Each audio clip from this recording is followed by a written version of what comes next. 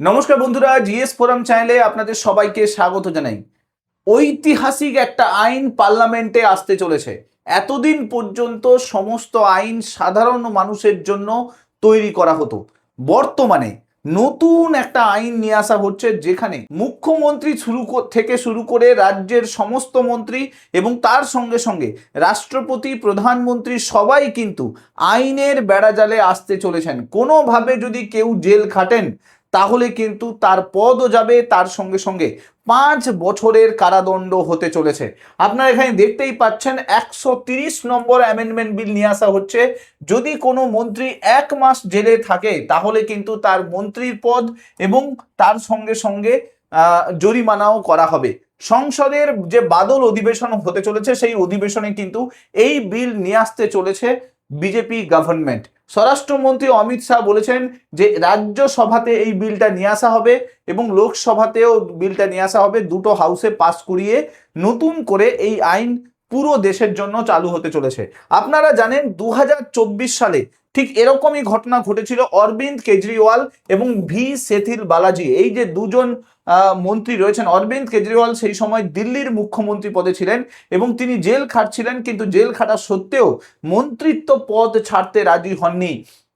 এবং আমরা দেখেছিলাম যে কোনোভাবে দিল্লির মুখ্যমন্ত্রী পদে তিনি কিন্তু পদত্যাগ করেনি। আর সেই রিলেটেডই কিন্তু এই বিল আসছে। গত বছরের বাদল অধিবেশনে এই সংবিধান সংশোধনী বিল নিয়ে আসার চিন্তা ভাবনা করেছিল সরকার, কিন্তু সেই সময় লোকসভাতে মেজরিটি ছিল না।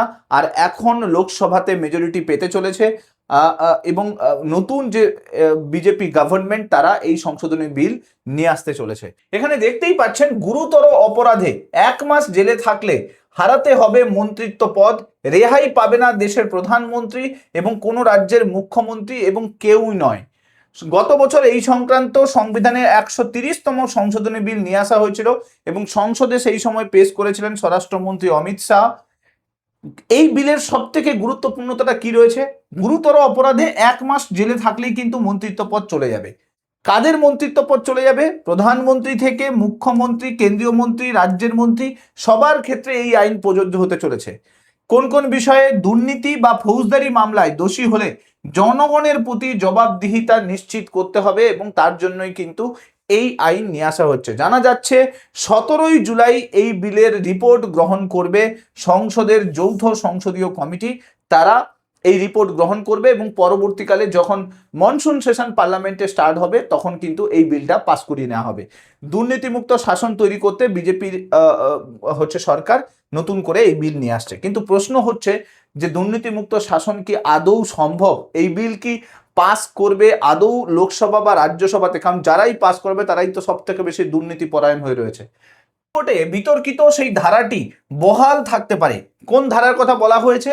বলা হয়েছে যে 5 বছরের কারাদণ্ড হতে পারে যদি কেউ এরকম অপরাধ করে থাকে, দুর্নীতি করে থাকে, তার 5 বছরের কারাদণ্ড হবে। সেক্ষেত্রে প্রধানমন্ত্রী হলেও হতে পারে, মুখ্যমন্ত্রী হলেও হতে পারে বা মন্ত্রী হলেও হতে পারে। এবং এই ক্ষেত্রে বলা আছে যে কেউ যদি 30 দিনের বেশি জেলে থাকে তাহলে কিন্তু জেল থেকে বেরোনোর পরেই কিন্তু তার আর কোনো মন্ত্রিত্ব পদ থাকবে না, অর্থাৎ তার মন্ত্রিত্ব পদ চলে যাবে, তাকে পদ থেকে সরিয়ে দেওয়া হতে পারে। এই ক্ষেত্রে কোর্টে যদি আইন তৈরি হয়ে যায় কোর্ট কিন্তু বড় অর্ডার দেবে। দেখুন, এই রিলেটেড যে আগে ঘটনা ঘটেনি তা কিন্তু নয়। সুপ্রিম কোর্টে এই নিয়ে অনেকগুলো মামলা হয়েছে কিন্তু আদৌ কোনো কিছু রেজাল্ট কিন্তু বেরোয়নি। আমি আপনাদেরকে মামলাগুলো বলি একটা একটা করে। 2014 সালে দেখুন, 2014 সালে একটা মামলা হয়েছিল Manoj Narula versus union of India case. এই কেসে এই বিষয়টা উঠে আসে, একজন মন্ত্রী সেম ভাবে বারবার অপরাধ করে যাচ্ছিল কিন্তু তার মন্ত্রিত্ব পদ যাচ্ছিল না। মূল সিদ্ধান্ত সুপ্রিম কোর্ট পরবর্তীকালে দেয় যে গুরুতর অপরাধে অভিযুক্ত ব্যক্তিকে মন্ত্রিত্ব না করা একটা নৈতিক দায়িত্ব। সেটা প্রধানমন্ত্রী বা মুখ্যমন্ত্রী সবারই কিন্তু একটা নৈতিক দায়িত্ব যে এরকম অভিযুক্ত ব্যক্তিকে মন্ত্রী না করা।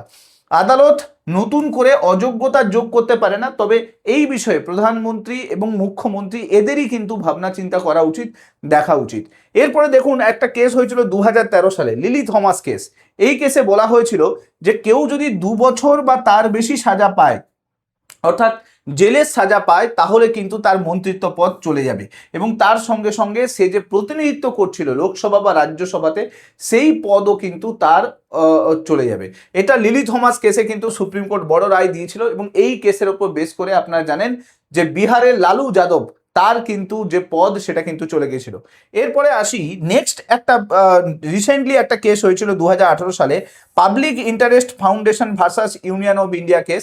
এই কেসে সুপ্রিম কোর্ট বলে যে সংসদ যারা রয়েছে তাদের যে অযোগ্যতা, সেটা অযোগ্যতার আইন তৈরি করতে পারে একমাত্র পার্লামেন্ট, তাছাড়া কিন্তু কেউ করতে পারবে না।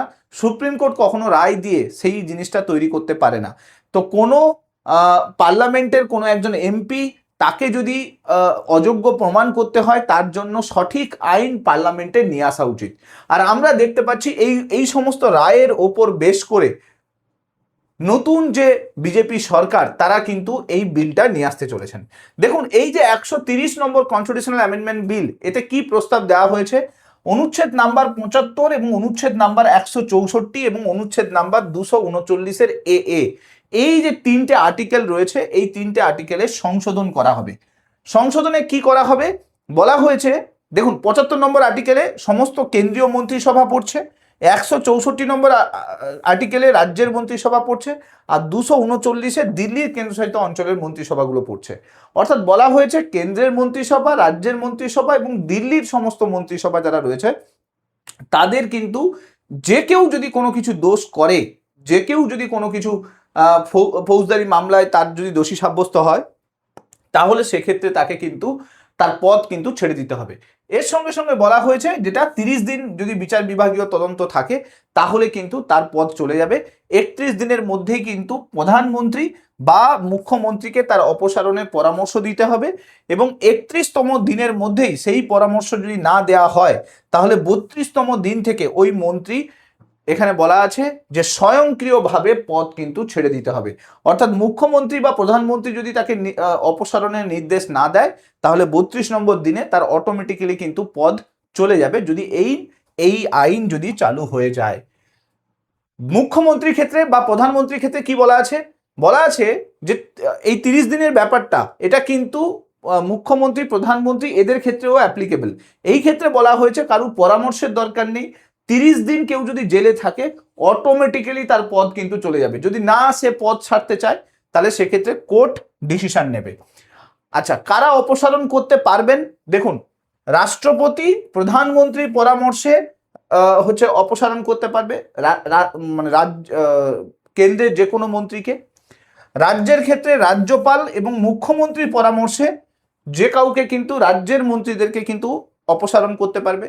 দিল্লির ক্ষেত্রে রাষ্ট্রপতি দিল্লির মুখ্যমন্ত্রীর সঙ্গে পরামর্শ করে যে কোনো মন্ত্রীকে কিন্তু অপসারণ করতে পারে।